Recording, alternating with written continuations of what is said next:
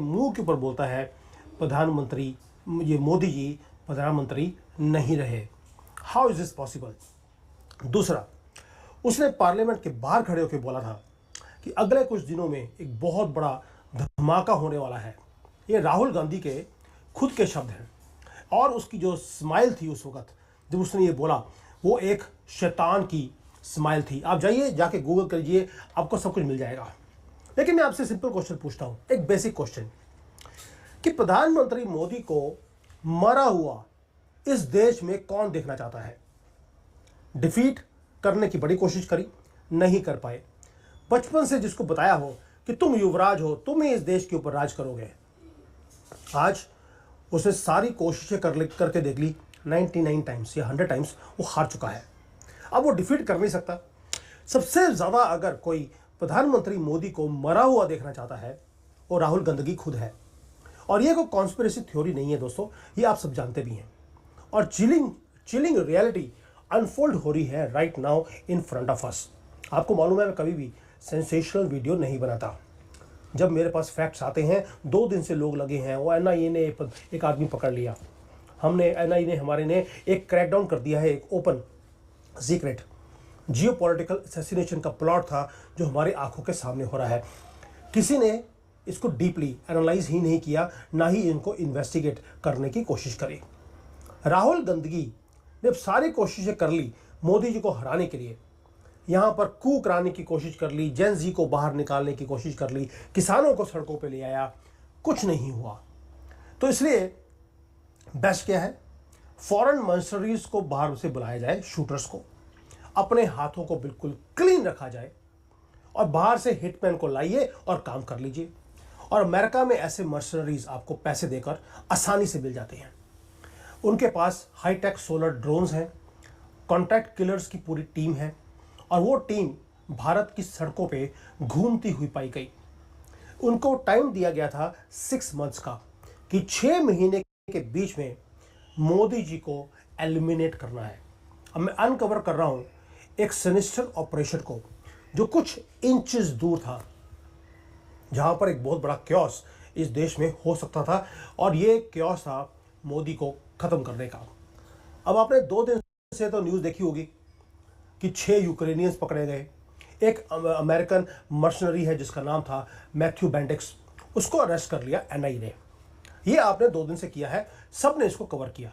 मैंने कवर नहीं किया क्योंकि जब तक मेरे पास पूरी डिटेल नहीं आती मैं बात नहीं करता हूँ। लेकिन जो मेन स्ट्रीम मीडिया है वो रियल जो स्टोरी है उसको मिस कर रही है। भाई पहली बात ये है कि जो फॉरेन के ऑपरेटिव्स हैं वो भारत में कर क्या रहे हैं, क्योंकि एक कॉन्ट्रैक्ट है जो उसको दिया गया है। जो कॉन्ट्रैक्ट दिया जाता है तभी ये आदमी किसी कंट्री में जाते हैं। और ये जो मैंडेट्स हैं ये कोई फ़ोन पे नहीं दिए जाते, ये होते हैं शैडोज़ में। और मैंडेट बड़ा क्लियर है कि प्रधानमंत्री मोदी को हटाना है, क्योंकि मोदी जी किसी की बात सुनते नहीं हैं। अब हटाने के 2-3 तरीके हैं। पहली बात है कि कू करने की कोशिश कीजिए, जन जी को बोलिए, सड़कों पे आइए, किसानों को ले आइए, शाहीन बाग कीजिए, कुछ भी कीजिए। जब वो सारे कुछ फेल हो गया, जब वो वर्क नहीं किया, तो उनको टारगेट दिया गया है कि आप इस टारगेट को एलिमिनेट कर दीजिए। और ये अटेम्प्ट नंबर 4 था मोदी जी की लाइफ के ऊपर। अब बात करते हैं ये मैथ्यू है कौन। अब इसकी भी इन्वेस्टिगेशन हमने करी। ये कोई रैंडम टूरिस्ट नहीं है जो भारत में आया है, ना ही कोई रैंडम टेररिस्ट है। ये आदमी है जो वेटरन है अमेरिकन डीप स्टेट का। पहले इसको भेजा गया सीरिया के वॉर के अंदर, इसने वहाँ पर फाइटर्स को ट्रेन किया अगेंस्ट बगदादी। उसके बाद इसको भेजा गया म्यांमार में, ताकि वहाँ पर ये जो रोहिंग्याज हैं कैसे उनको ट्रेनिंग देनी है, कैसे भारत में भेजना है। उसके बाद भेजा गया इसको वियतनाम में। और चिलिंग पार्ट क्या है, मोस्ट चिलिंग पार्ट, हमारे इन्वेस्टिगेशन में हमें पता लगा कि जब पंजाब में प्रधानमंत्री मोदी का पूरा काफिला जा रहा था, आपको याद होगा 4-5 साल पहले, वो ब्रिज के ऊपर 20 मिनट के लिए वो अटके रहे थे, ये आदमी वहां पर भी था। क्या ये कोइंसिडेंस हो सकता है कि दुनिया के शैडो वॉर के अंदर एक आदमी हमेशा जब किसी गवर्नमेंट को गिरवाना हो उसको भेजा जाता है, उसके बाद पंजाब के अंदर भी वो वहाँ पे पाया जाता है। और जो जियो पॉलिटिक्स है, जो शैडो वॉर्स होती हैं, उसके अंदर कोई भी चीज़ कोइंसिडेंस नहीं होती। थोड़ा रिवाइंड करते हैं उस ब्रिज के मोमेंट को, जब पंजाब में मोदी जी फंसे हुए थे 20 मिनट के लिए। ये मोदी जी की लाइफ के ऊपर अटेम्प्ट नंबर 2 था। मोदी जी का कॉन्वॉय वो ओपन में फंसा हुआ था, एक सिटिंग डक की तरह। और आपको मालूम है कि जो हार्डवेयर है जो इन्होंने मोबिलाइज किया था मोदी जी को मरवाने के लिए, राहुल गांधी खुद इन्वॉल्व था उसमें, और उसके अंदर भी पूरा हार्डवेयर को मोबिलाइज किया गया। हाईली स्ट्रेटेजिक लोकेशन के ऊपर उनको फंसाया गया। सोलर पावर ड्रोन्स को यूज़ किया गया। It was all in place. बस मोदी जी वो पुल को क्रॉस करते और हर चीज़ मोदी जी के ऊपर गिरवा दी जाती। ये मोदी जी को मालूम था कि स्नाइपर्स खड़े हैं, एडवांस राइफल्स को लेकर, ड्रोन्स रेडी हैं to drop munitions directly on his car. लेकिन बस भगवान की लीला है मोदी जी के ऊपर कि राहुल चाहता था कि मोदी जी मारे जाएं, एंड मोदी जी न्यू कि आगे जाना खतरा है, वो पीछे हट गए।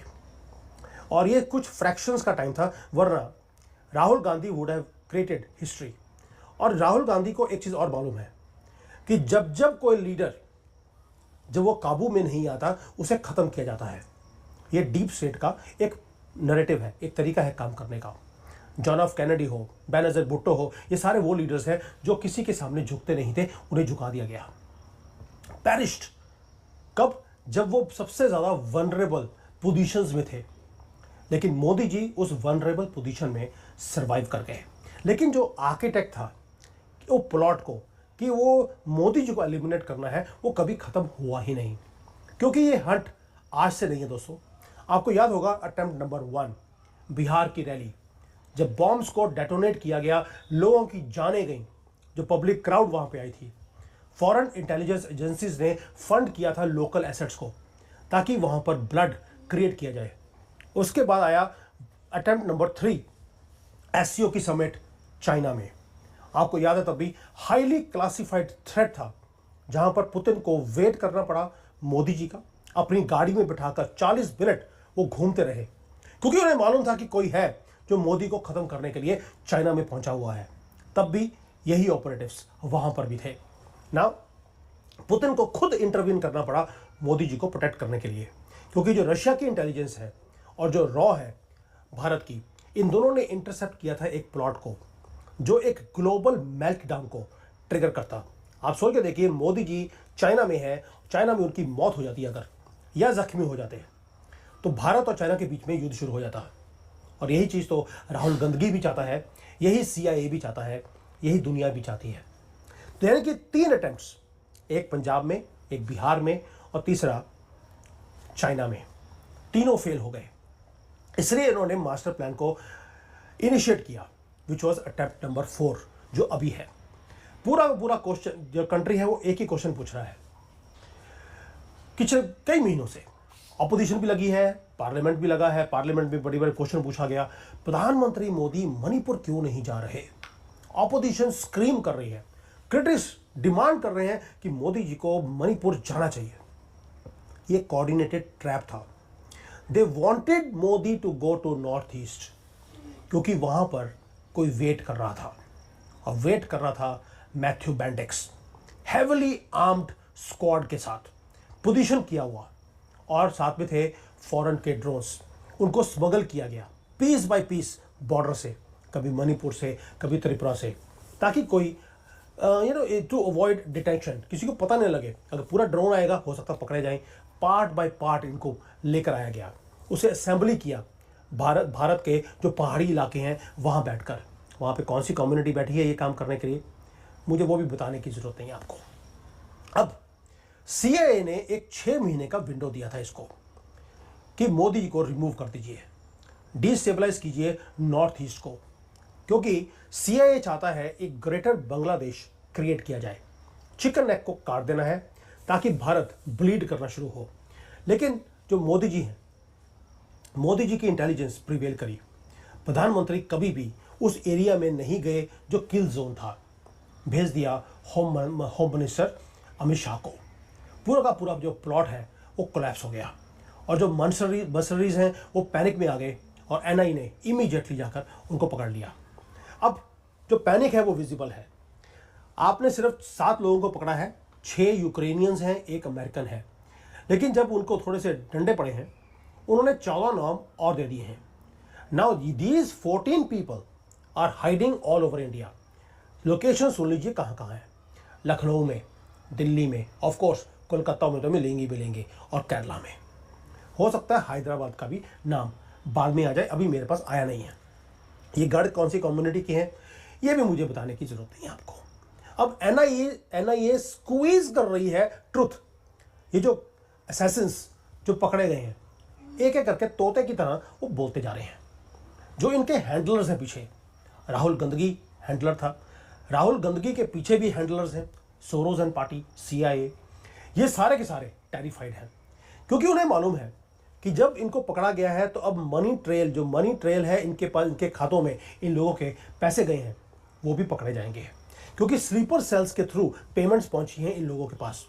जो लोकल गद्दार थे भारत के अंदर, उनके पास भी पैसे पहुंचे हैं, उनके पास भी डॉलर पहुंचे हैं, अब उनका भी मनी ट्रेल आएगा। ये बात सिर्फ ये 6 या 7 ऑपरेटिव्स की नहीं है, या जो 14 अभी भी पूरे भारत में घूम रहे हैं, अभी तो छुप के बैठे होंगे, ये उनकी बात नहीं है दोस्तों। भारत में बहुत बड़ा एक तबका है 30 करोड़ जिहादियों का, जो ट्रेटर्स हैं, वो हमेशा ही गद्दारी करते हैं जिस भी कंट्री में रहते हैं। ये सारे के सारे इनका नाम भी आएगा। लेकिन एक और लेयर है गद्दारों की जो सामने ऑलरेडी आ चुकी है। सुप्रीम कोर्ट में ये चले गए हैं डिफेंड करने के लिए इन फॉरेन मर्सनरीज को। लॉयर्स वो हैं जो एक एक सिटिंग के 25-25 लाख रुपए लेते हैं। पेमेंट कौन कर रहा है उनको? ये जो ऑपरेटिव्स हैं, ये तो बड़े छोटे मोटे लोग हैं, 25 लाख की एक हियरिंग की फीस ये दे नहीं सकते। फंड कौन कर रहा है इनको डिफेंड करने के लिए? क्योंकि वो भी किसको डिफेंड उसको कर रहे हैं जो प्रधानमंत्री मोदी को असैसिनेट करने का प्लान बना रहा है, उसको बचाने के लिए ये दल पहुंच गए वहां पर। हो सकता है सुप्रीम कोर्ट में भी कोई ना कोई जज 15 करोड़ तो इन्होंने बता दिया कि हमारी औकात 15 करोड़ रुपए की है, 15 करोड़ लेंगे। कहता है फिर क्या हो गया यार, अटेम्प्ट ही करने आया था ना, मारा तो नहीं है। अगर मार देते तो केस चल जाता, अभी बरी कर दो। 15 करोड़ लेकर ये स्टेटमेंट देंगे और बरी कर देंगे। दोस्तों, जो हैंडलर्स हैं इन लोगों के, वो टेरिफाइड हैं, इसलिए वो पैसा फेंक रहे हैं पानी की तरह, ताकि अपने लोगों को बचाकर इनको वापस लेके जाया जाए ना। Question is why it is happening now. क्यों मोदी जी के जान के पीछे ये पड़े हैं? उसके रीजन 2 हैं। एक, राहुल ने सब कुछ करके देख लिया, उसे पता लग गया कि वो मोदी को हरा नहीं सकता। राहुल खुद एक इंटरनेशनल पप्पू अब बन चुका है और CAA को भी मालूम है राहुल तुमसे ना हो पाएगा। दूसरा, इंडिया ने रिफ्यूज करना शुरू कर दिया है कि वो झुकेगा नहीं। भारत ने बोल दिया कुछ भी कर लो, हम वही करेंगे जो भारत के हित में है। प्रधानमंत्री मोदी ना तो किसी के सामने झुकते हैं, जितना मर्जी प्रेशर उनके सामने आ जाए। भाई ट्रेड डील साइन करनी थी, हमारे ऊपर 50% का टैरिफ लगा दिया, हम 10 महीने वेट करते रहे, हम नहीं झुके। अमेरिकन प्रेसिडेंट को फोन करना पड़ा कि मोदी जी साइन कर लो ना। मोदी जी को क्योंकि अब पता लग गया इनको सबको कि ना तो टैरिफ का डर है, ना जान का डर है, और ना ही हम पपट बनना चाहते हैं किसी के भी। इसलिए जब आप किसी लीडर को कंट्रोल नहीं कर सकते तो आप पहले कू करवाने की कोशिश करते हैं। जब कू काम नहीं करता तो आप लीडर को रिमूव करते हैं।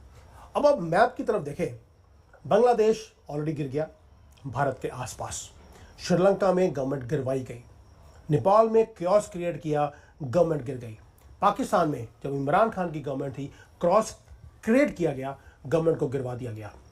पूरे रीजन के अंदर आग लगाने की पूरी कोशिश है, भारत को सराउंड करने की कोशिश है। अल्टीमेट प्राइस था भारत। वो चाहते हैं कि यहाँ पर रजीम चेंज हो।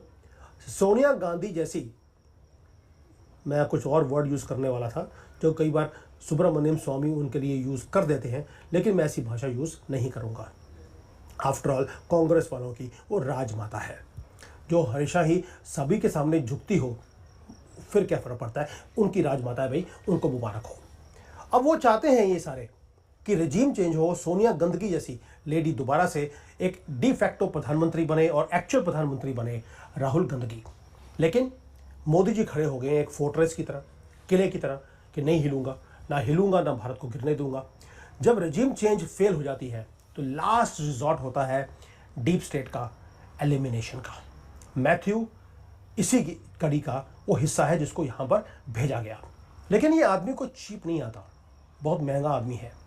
इसका जो रिकॉर्ड है वो बताता है कि भाई इसके पास ट्रेनिंग है ये सारे काम करने की, और जिसके पास कॉम्बैक्ट का एक रिकॉर्ड हो वो डिमांड करते हैं एस्ट्रोनॉमिकल पे आउट्स।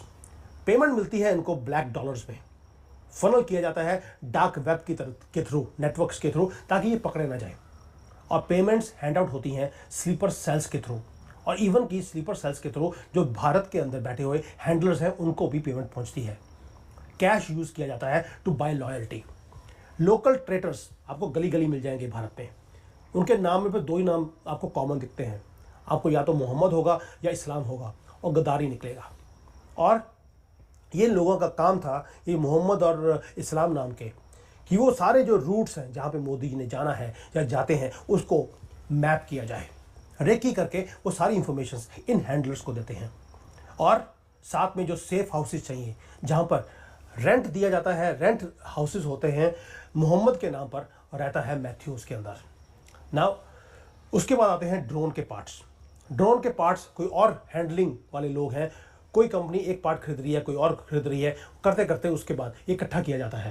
ये $multi-million का असैसिनेशन का एक स्टार्टअप है दोस्तों, जो हमारे सामने, हमारी आंखों के सामने, हमारे देश के अंदर होता रहा। और साथ में एक काम और जो अभी पता लगा है वो ये है कि टैक्टिकल ऑपरेटिव्स, जिसके अंदर highly trained doctors, engineers, intellectuals, इन सबको ट्रेन किया गया ये टॉप टियर टेररिस्ट के अंदर, ताकि इनके ऊपर कभी शक ही ना हो। डॉक्टर्स, अभी रिसेंटली जो दिल्ली में भी जो लाल किले के पास बॉम्ब ब्लास्ट हुआ था, तब भी डॉक्टर्स और इन्हीं इंटेलेक्चुअल्स का नाम आया था।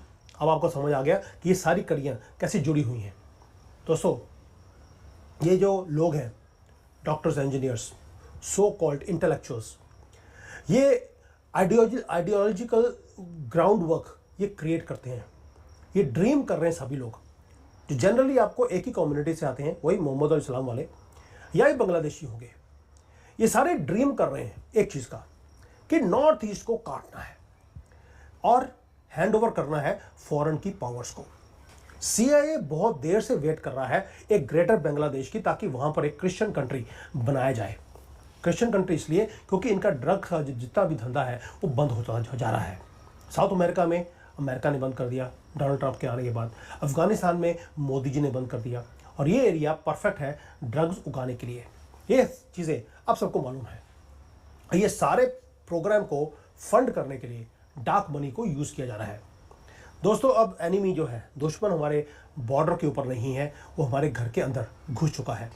वो they are living in plain sight in our country itself. वो ऑपरेट कर रहे हैं फ्रॉम विलेजेस, जहाँ पर thousands of illegal foreign nationals जो बांग्लादेश से, म्यांमार से, अब तो अमेरिका से भी वो हाइड कर रहे हैं, वेट कर रहे हैं कि कब वो अपने जो मंसूबे हैं उनको पूरा करें।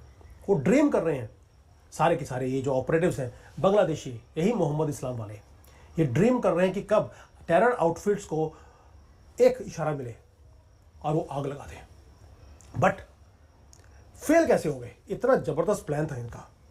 How did they fail? क्योंकि इन्होंने अंडर एस्टिमेट किया एक चीज़ को, वो है हमारी NIA को। अब ये एक इंटेलिजेंस का ग्रिड है जो दिन रात काम कर रही है आज की डेट में। इन्होंने फरीदाबाद में, कश्मीर में, उड़ीसा में, कोलकाता में जा जाकर एक एक लोग जो गोली चलाने वाले थे, बॉम्ब ब्लास्ट करने वाले थे, उनको एडवांस में पकड़ लिया। ये जो हैंडलर्स हैं इनको लगा कि यार भारत के अंदर कोई सोफिस्टिकेशन नहीं है, इनको कैसे पता लगेगा कि हम कहाँ से, अमेरिका से, यूक्रेन से, हम भारत में मोदी जी को ख़त्म करने आए हैं। उसका रीज़न है कि ये जो सारा का सारा इंटेलिजेंस का नेट है ये हमने सीखा है मोसाद से। पिछले 10 साल में अजीत डोभाल जो मास्टरमाइंड है पूरे नेटवर्क को क्रिएट करने के लिए, और मोसाद के साथ मिलकर हमने ये पूरा नेटवर्क पूरे भारत में क्रिएट किया है। ये मोहम्मद और इस्लाम जैसे लोग ये रोज़ कैसे पकड़े जाते हैं, उसका रीज़न है ये सारी ट्रेनिंग का। दोस्तों, ये भारत ये वो नहीं रहा जो पहले होता था कि जिसका मन आया यहाँ पे बॉम्ब ब्लास्ट करके चला गया। आपको याद है कि राहुल गांधी ने एक बार पार्लियामेंट में खड़े होकर बोला था कि ये इम्पॉसिबल है कि सारे जो टेररिस्ट ऑर्गेनाइजेशंस हैं या टेररिस्ट एक्टिविटीज़ होती हैं उनको कवर किया जाए या रोका जाए। ये राहुल गांधी के खुद के वर्ड्स हैं। नाउ ये है नया एरा, जहां पर रिटेलिएशन एब्सोल्यूट है और इंस्टेंट है। अब हम टेरर नेटवर्क्स को इंटरसेप्ट भी करते हैं। इससे पहले कि वो गोली चलाएं, हम गोली पहले इनके ऊपर चलाते हैं। इन्होंने हमारी गवर्नमेंट को गिरवाने की कोशिश करी, फेल हो गए। इन्होंने हमारी इकोनॉमी को क्रैश करने की कोशिश करी हिंडनबर्ग की रिपोर्ट के थ्रू, ये फेल हो गए। इन्होंने असैसिनेशन करने की कोशिश करी मोदी जी की 4 बार, ये फेल हो गए। और जो 4th अटेम्प्ट था उसको हमने क्रश कर दिया इससे पहले कि वो शुरू होता। लेकिन दोस्तों ये वॉर अभी खत्म हुआ नहीं है, क्योंकि जो दुश्मन है वो ऑलरेडी भारत के अंदर है और वो पार्लियामेंट के अंदर भी बैठा है। स्लीपर सेल्स एक्टिव हैं पूरे भारत के अंदर।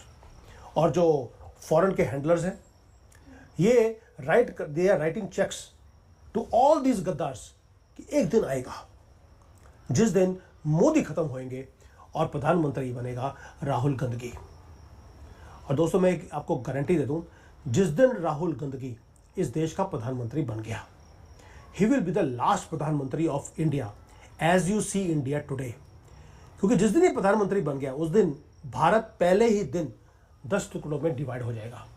इसकी मंशा है कि नॉर्थ और साउथ इंडिया को 2 कंट्रीज बनाया जाए, नॉर्थ ईस्ट को काट के चाइना को दे दिया जाए, कश्मीर पाकिस्तान को दे दिया जाए। ये इसका मंसूबा है और ये होकर रहेगा पहले दिन। और क्योंकि इसने गारंटी दिया हुआ है चाइना को, पाकिस्तान को, सोरोस को, इवन की CIA को, और आखिरी अपनी मुस्लिम कम्युनिटी को, ये देश मैं तुम्हारे हाथों में दे दूंगा, जो करना है इसका रेप आप कर दीजिए।